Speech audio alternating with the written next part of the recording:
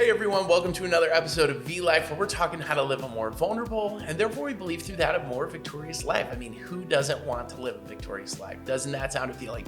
Today is our Mastering Your Monday. Your Monday no longer needs to be either mediocre or mundane, but it can be meaningful and it can matter.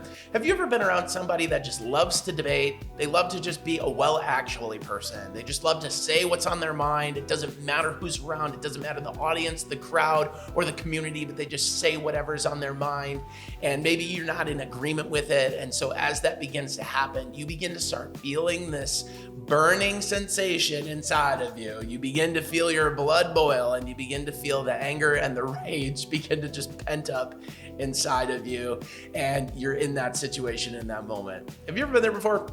I have been there before. I've had conversations where I've had with people where I've had to figure out how to hold my filters back and hold myself together. I've seen posts on social media where I've been so eager to want to just go on my keyboard and warrior it out and say whatever was on my mind in that moment, unfiltered, so that somebody would understand how wrong they are maybe and how right I supposedly think or believe I am.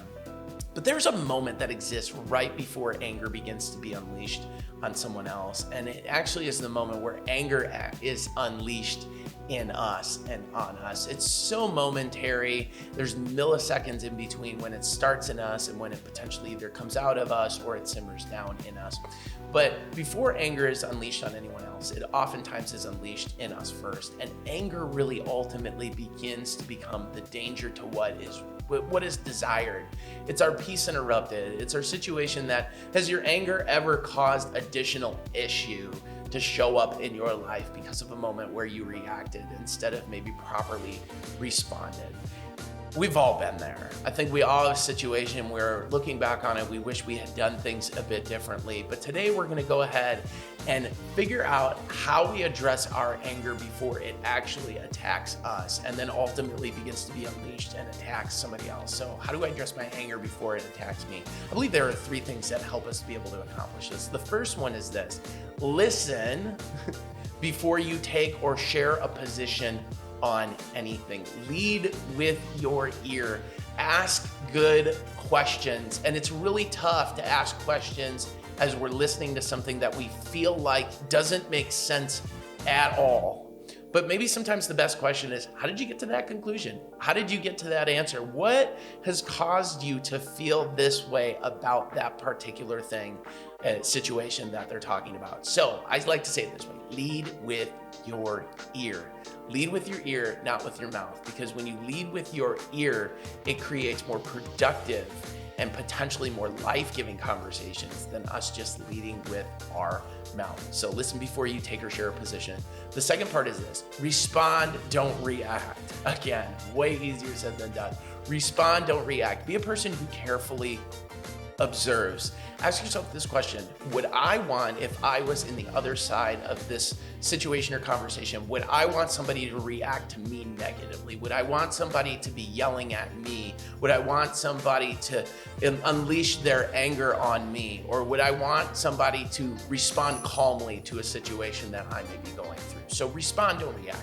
And the third one is this: let your life speak more than letting your tongue talk. Just live and be an example.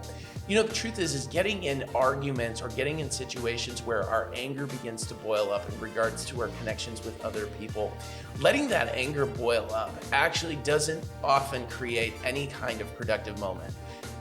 Oftentimes it creates a moment where we have to go back to that person and we have to actually be honest and apologetic about how angry we got over that particular situation.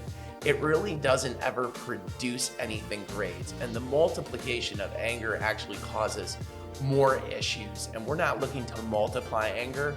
We want to actually divide anger and diminish anger so that we can live better in peace and unity and harmony with each other. Now, does that mean that when we're in a moment of anger, we don't share or express how we're feeling?